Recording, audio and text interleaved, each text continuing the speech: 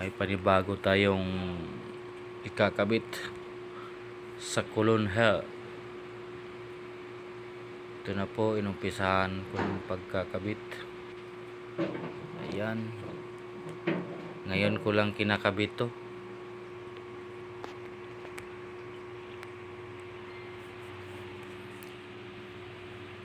Ito po yung overflow niya. Yan, papunta dyan. Yan, papunta dyan. Overflow po yan. Yan ang in. Galing po yan sa water district. So kakabit ko na.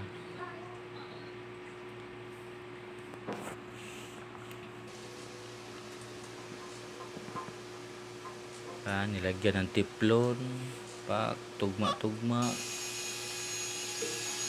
Ay, hindi na tugma. So iniinit ko ng heat gun. Tapos hindi pa rin nagtugma yan. Lalong pumapangit. Binago ko ang paglinyada. Yan po nangyari. Binago ko.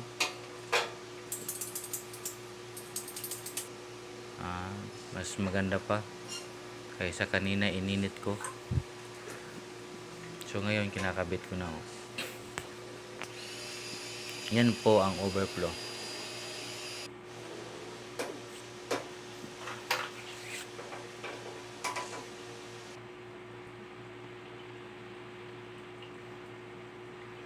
Yun, kinakabit ko na rin yung in galing ng water district. Sa source water po yan.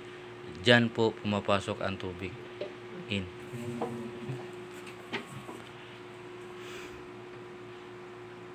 Nilagay ko. Yan. Iniinit-init ko yung PVC para matugma.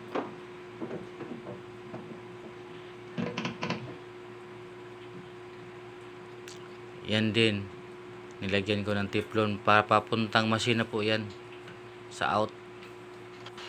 Yung pangalawang machine. So binutasan ko muna yung pantakip dahil nagbago ang linyada.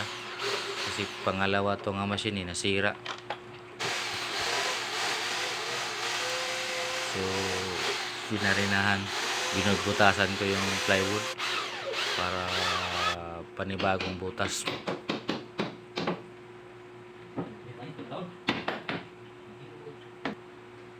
Yan. Kinakabit ko na yung plywood.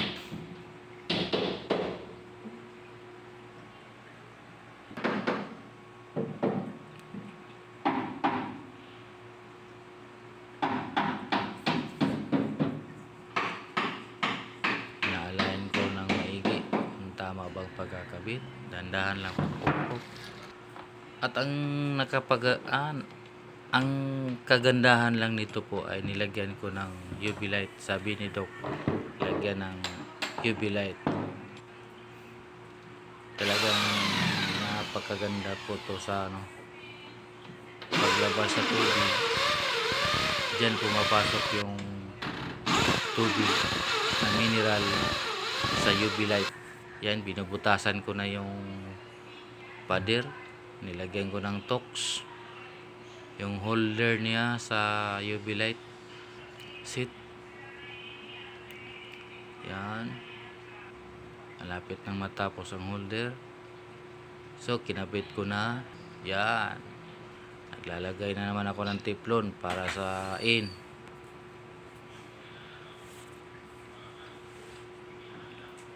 Yan.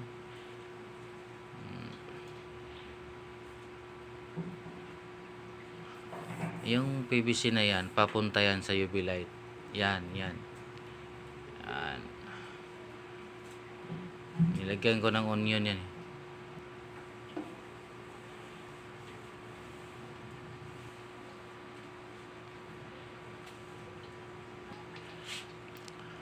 Yung kinabit ko na PVC, dyan pupunta yan. Yan, yan. Yung inihigpitan. Yan. Nilagyan ko din ng onion yan. Patinti. Para pag masira, iikutin lang yung onion.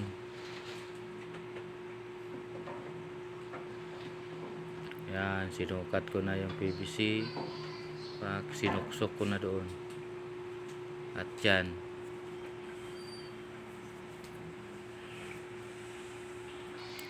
Lagyan ng tiplon.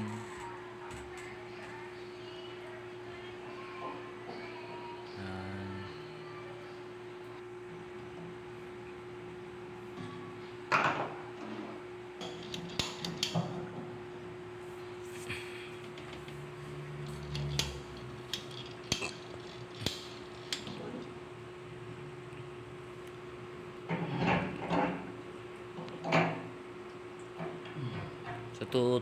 Sa totoo lang mga idol, ito yung unang kinabit ko na machine para sa colon care.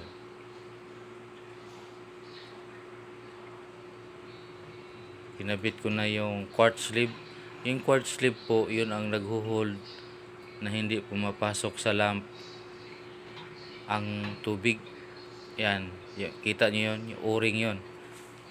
Yung o-ring na yan nilalagay sa bawat dulo sa quartz sleeve para hindi papasok yung tubig. Yan, nilagay na yung isa, yung holder. Yan, yan po ang holder ng o-ring. Pag hinihigpitan yan, hindi na yan lalabas, maglilik ang tubig. Kita nyo yan, yan po ang lamp niya, UV lamp. Oo. Yan pong UV light, yan po ang pinapatay po niya yung mga bakterya. Talagang pinapatay po niya talaga.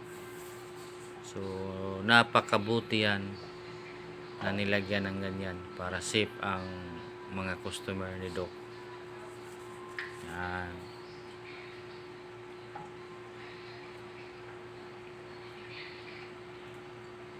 So, kakabit ko na yan ang balas.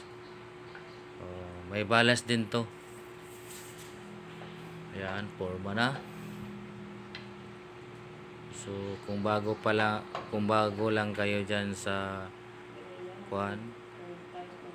pagpanood ng aking YouTube channel, paki-like and share and follow, paki-subscribe sa aking Ranil Magallanes Delihero. Yan na po, natapos na.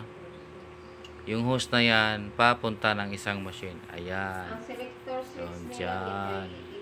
Yan na po ang last na machine papunta sa ating bituka.